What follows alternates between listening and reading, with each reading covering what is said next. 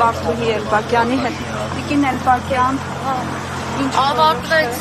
դեռևս որոշում չկա, որոշումը կհրապարակվի վաղը ժամը 12-ին։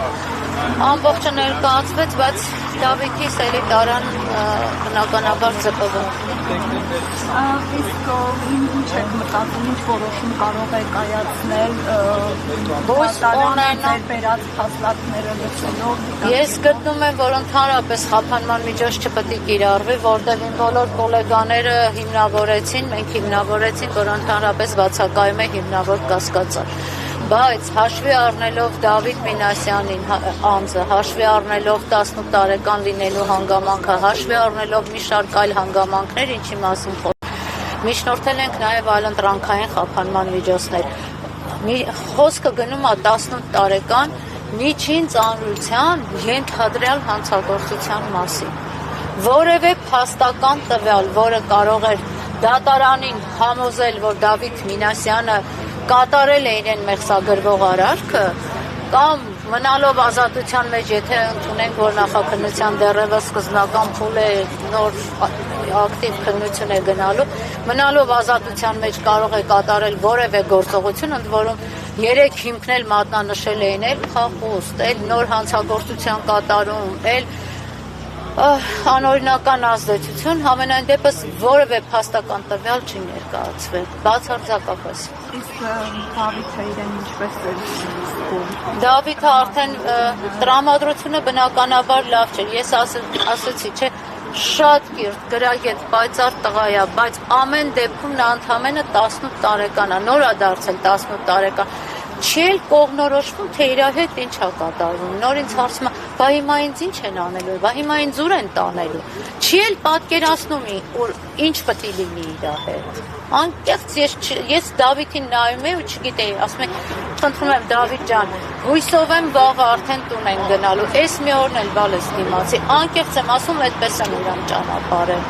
Հիմա երևի թե մենք մի հատ կգնանք իրան կտեսնենք, որովհետև ամեն դեպքում աչքերում այլուն կար լցված, որը ինձ շատ մտահոգեց։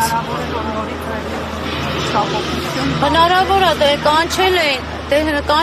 այն անգամ կանչել էին շտաբօգնությունը, այն վատացել էր 3 առաջի օրը, հնարավոր է, չեմ կարող ասել, այս իր առողջական վիճակի պայմաններում ինչ կարա լինի։ Տեսակությունները որ դիտեցին,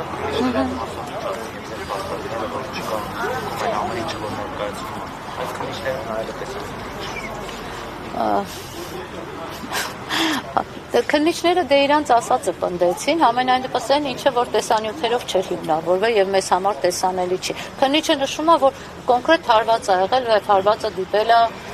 գործադիր իշխանության ներկայացուցիչ։ Համենայն դեպս դուք բոլորը եք տեսել այդ տեսանյութերը, բաց աղբյուրներում առկա է։ Չկա, դուք տեսել եք, հարված տեսել եք, հարված, որը կպել է ինչ-որ անձնավորությամբ, տեսել եք նման բան։ Մենք եւ մյուս տեսաերիզները զննեցին, որտեղ երևում է հենց ամենասկզբից, ոնց են Դավիթին հրում, ինչից հետո է այդ ամեն ինչը առաջանում, ոնց է Դավիթը ընկնում։ Ես ասեցի նախորդի, որ անգամ Դավիթին հարվածելու հանգամանքն էին փորձում շփվել։ Քննիչները տեսան, որ երբ Նիկոլ Փաշինյանը ասում է Դավիթի եւ երկրորդ մոտով որևէ գործողություն չի լինում, այսինքն եթե նման նպատակ ունենային, այդ պահին է